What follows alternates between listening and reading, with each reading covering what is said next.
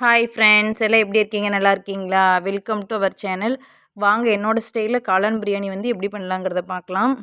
அதுக்கு ஃபஸ்ட்டு ஒரு பேஸ்ட் ஒன்று அரைச்சிக்கலாம்.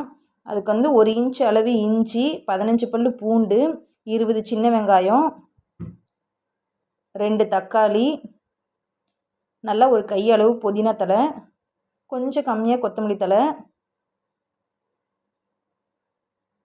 6 பச்சை மிளகாய்,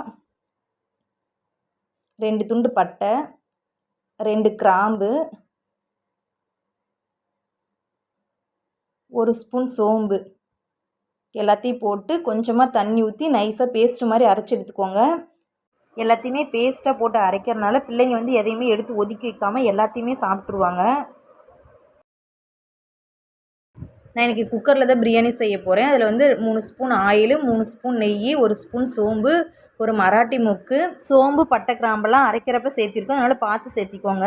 2 கிராம்பு, ஒரே ஒரு கல்பாசி வந்து அதிகமாக சேர்த்திட்டோம் அப்படின்னா தான் அலண்டு போயிடும். 2 ஏலக்காய், ஒரு பட்டை, ஒரு நட்சத்திரப்பூ, ஒரு பிரியாணி இலை எல்லாம் பொரிஞ்சதுக்கப்புறம் 2 கொத்து கறிவேப்பிலை, 2 பச்சை மிளகாயை கீரி சேர்த்திக்கோங்க. நல்லா பெரிய வெங்காயத்தை நீட்டமாக அரிஞ்சு சேர்த்திக்கோங்க. வெங்காயம் நல்லா வணங்கி வந்ததுக்கப்புறம் ஒரு தக்காளி சின்னதாக அரிஞ்சு சேர்த்திக்கோங்க. வெங்காயம் தக்காளி நல்லா வணங்கினதுக்கப்புறம் நம்ம வந்து அரைக்கிறப்பயே கொத்தமல்லி தழையும் புதினா தழையும் சேர்த்தி தான் அரைச்சிருக்கோம். அதனால் கொஞ்சமாக எண்ணெயில் வணங்குறதுக்காக கொத்தமல்லி தழையும் புதினா தழையும் சேர்த்திக்கோங்க. நல்லா வணங்கி வந்ததுக்கப்புறம் நம்ம அரைச்சி வச்சுருக்கோம் பார்த்திங்களா, அந்த பேஸ்ட்டு இதுலேயே ஊற்றி நல்லா வணக்கிக்கோங்க.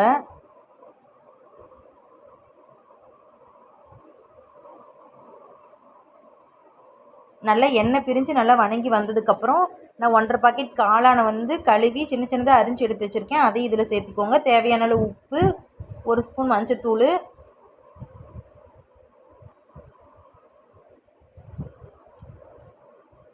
2 ஸ்பூன் தயிர் சேர்த்து நல்லா வணக்கி விட்டுக்கோங்க. ஒரு 2 நிமிஷம் நல்லா வணக்கி விட்டுக்கோங்க.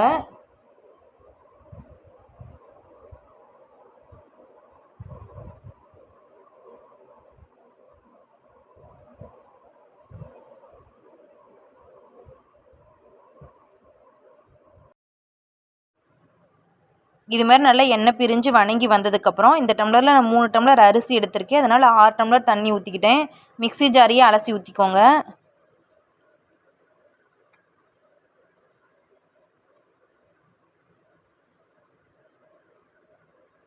நல்லா தண்ணி கொதி வந்ததுக்கப்புறம் அரிசி போட்டுக்கோங்க.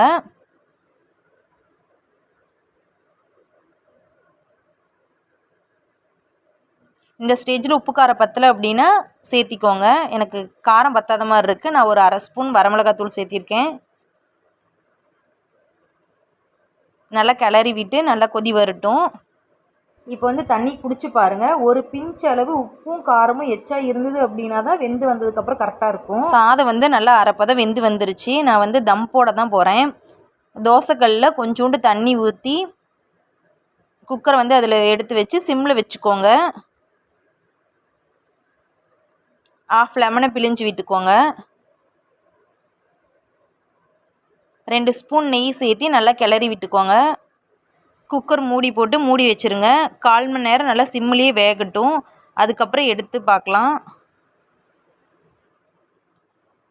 நல்லா வெந்து வந்துருச்சு 1/4 மணி நேரம். அப்படியே அழுங்காமல் அப்படியே கிளறி விட்டுக்கோங்க. அரிசியில் உடஞ்சிடக்கூடாது.